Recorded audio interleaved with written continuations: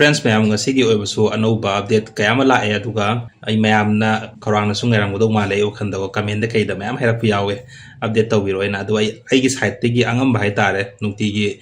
video tielo su amdang oibasu update tawjage ai best level ai hotna jage ko adu ngasigi update sigi khwaidi gi maroi bai khar lokhallage mapan tara gum lokhallagai mayam punna yengminarase ko dudi okay adu direct adum hawrase matam manghalarose ahan bada first la rise we USA na Russia da high ko USA Russia da high sina noina Iran da mateng tawriba dugi ngasai intelligence ki mateng tawwe adagi satellite ki gai mem mateng tawwe dan Russia dagi mem taram mani haidi hoji Iran na kayam na kankhala iba sigi tawri mem se Russia amasung China gi mateng yaudragadi Iran khaktana ngamui habasi mem adum tabiramani ko hana dagi so aduna hoji USA na high Russia da hoji noina Iran da tawriba mateng tawri pose sigi pose leptho haibane ko adu Putin gi site gi answer pirak kheba sigi response ta kaino har kanda phare na hak na hariba akoina Iran da mateng tawbase koi lepage adudi noina USA noina Ukraine da mateng tawriba intelligence ki service mateng tawriba adu khujulai pi dana tawri mem do adugi poto noisu lepo adoi tarde koi chu Iran da mateng tawbo lepage na Putin gi site gi hairakhreba ko adugi makha ta ba America da gi wa lakhidre ko first lady sini ado USA na pambisina makoina tawbudi ya ba haitare moina tawbudi dum ya ba ko moina tawbudi wa hairakano haiba mina tawraga na moina nungai tabado ko aduni ko USA gi moigi investor hai tare ko mayam dum khangnara pone sigi se aduni ko aduga mathang amu yeng se aduga next ta lairi se Tel Aviv ta laiba ko gi banker yamna maming laiba banker na Israel masani ko yamna famous hoiba podcast su taw baduga banker su oibene dum hak se ngarang se atheng bada hai tare ngarang hoki ba hing atheng bada Iran gi missile attack tam hak su laitre habagi pausu Middle East ta lairiba atopa media channel sing da dum ma'am yaure ko dum kan pham oibagi ado aduga moigi Israel gi site ki siba je ta sengbagi di yam ka in haidok tabane ba ado amani ka hairakani ko aduga ma'am na sum atopa analyst ma'am na haibi yaw Israel da kai gumba tarasi hai tara di zero ma hapsilaga chama si na low hai bam leyeba ko moi da seng haidok ti na ma'am khangra bon dana moi da seng haibi ya de moigi asoi ba dagi moi ason ma semi ngon uthok ko se pam deba phaniam solo so akoi si kalle na mayam na khan san hoi bo khallam hoi da leije ko adunna ni ko moina lot ise adu taseng moi di war hai basi di ayam prithvi da laiba country khudi mo loina tum hai nei ba mai magi aso apan mayam se tum haidong na bdeba adu Israel gi logic sin tongan bai tare moi si adunna ni ko exact moi dagi figure se mo thok tri se adu tar so ngarang gi oibada sida palli se banker yam maming laiba banker ma si lai ki re wi potu mati yauri ko okay aduga next ta leiri sina Iran gi site gi yamna chauba development am lai karino har kanda Iran da hojik moi gi lan to iba moi IRGC nani ko yam ba Iran gi operation pangthoi myam se adu IRGC da hana torami se moi gi political leader sing na de clarity kai ka leiri myam do adu gi myam dana order to gi matung ina moi gi thabak si pangtho mane ba moi na kapi misala de operation chathari myam se adu bo ngasi de gi hai tare yam da no ba pauda Iran da leiri ba moi gi parliamentary gi members sing na hai hreba ko IRGC da haidi na khoin any Israel da strike tawning ma matam da na khoin any tawning bodo adu gi do noi do authority pi ra khoi di order low ba ya ba gi order low ba gi matho kai sum ta re na moi da pura full right pi hreba 100% control IRGC de pi hreba adu IRGC gi commander gi side gi ma hierarchy basina kai no har kan man hai se khoi na han da gi songna re ba lan se khoi gi fasting man hai tare ko Ramzan manung gi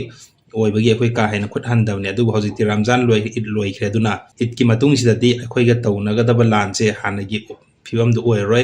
adu ma'am punni yeng biro hoje akhoi torok mong da kamain thogi yeng oina hojiki IRGC commander duna phongdu khrebo ko duma adu yeng si man har si kyam yam chumi la le haba du si yeng se duga mogi site gi yamna kan strike to khot pai ngarang han se dum phajam hingat khrabne ba Israel da tongan ba building kaya ma hitare ko hundreds of building Israel manung the destruction to bagi adum social media da kai da myam thadok na rakune ba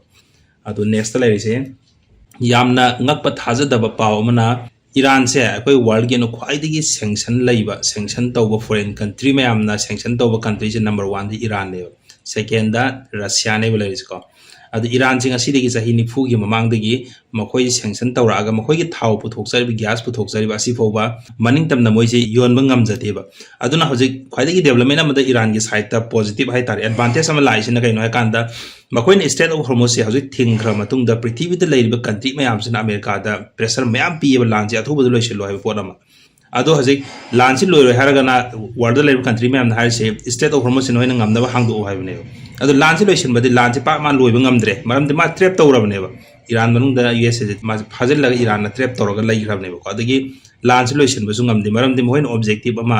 puraga chang khibne ba lan ji objective ama fu success oi bungam de adun once how the thola khraga de ma se lan ji pore heba gi mayam na dum sakhi ora da ne prithvi pumana ko adun lan ji thola pasu ya da ba adagi mohoina thamgi objective to adu su phang bu sungam da ba aduna upai leitabadi American harise makoida oil gi oiba thau gi sanction thamgi ba potsi thau gi sanction se koi lotho aduna prithvi de laibi any country amana Iran da thoiba thau se laibi the problem laitre and pi notice thokre ba ko USA side te gi adu tardi ultana tra moin tawri se moine khali economy ji phajin ba leader ma kai hat ba army kai ka loisin ba duga kangkhong sahen ba makoina Iran si pura capture tho okobai to bi wakhal tawduna adugi ulta adugi pura opposite ta sanction thamama thau du bo sanction lotho aga prithvi mayam gi pressure dai ko sanction lotho aga Iran ji he na paisa tan ki gi lambi lakhi dore hoji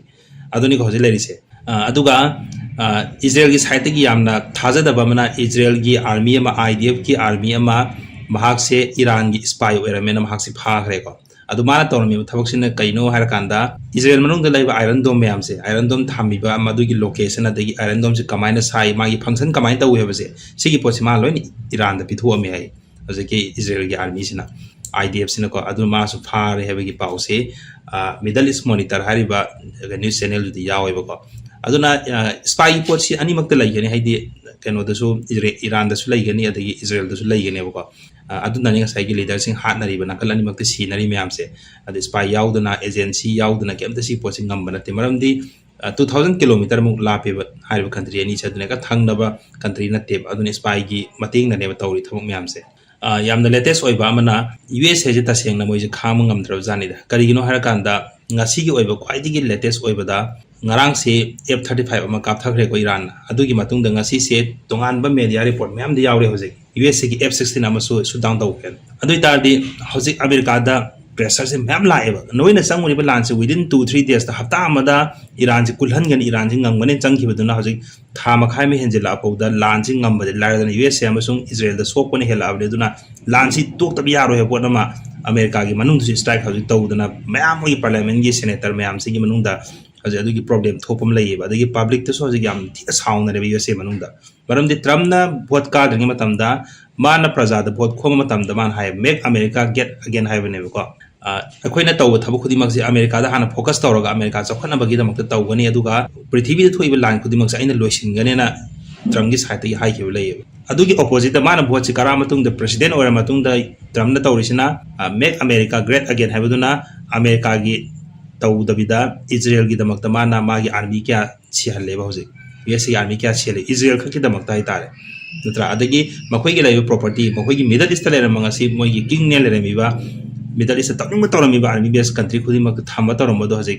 army base len thugai khai da hoje laiba ngam da bi chen naram le ado si marak se yam important oi ba ma lai Iraq ta laiba NATO gi base khudi mak NATO force khudi mak lau thukre ba ko handokre hai ba aji kai no kanda Iran gi mai proxy force lai ba Iraq manung du so adugi dum strike to kham ngam da moi sa pura NATO gi force ma kai maning hala sat khre ayo adu Middle East gi tam tam na tholai ne adudi hana lera mi poto ko ba USA ji yam thina hena makhoi da kai hani problem la pu gi mong ne ba tram na tori thawak sina ko moi gi khongda pam le to bi film da lai ba aduni ko haji yam na mai problem se aduna mayam na haji khandari se USA gi manung du so masi any condition tawraga lan ji loisin raga dai khoi ji hena wa bata ga ni ko na American people sing wakhal da la khre ko ji se aduna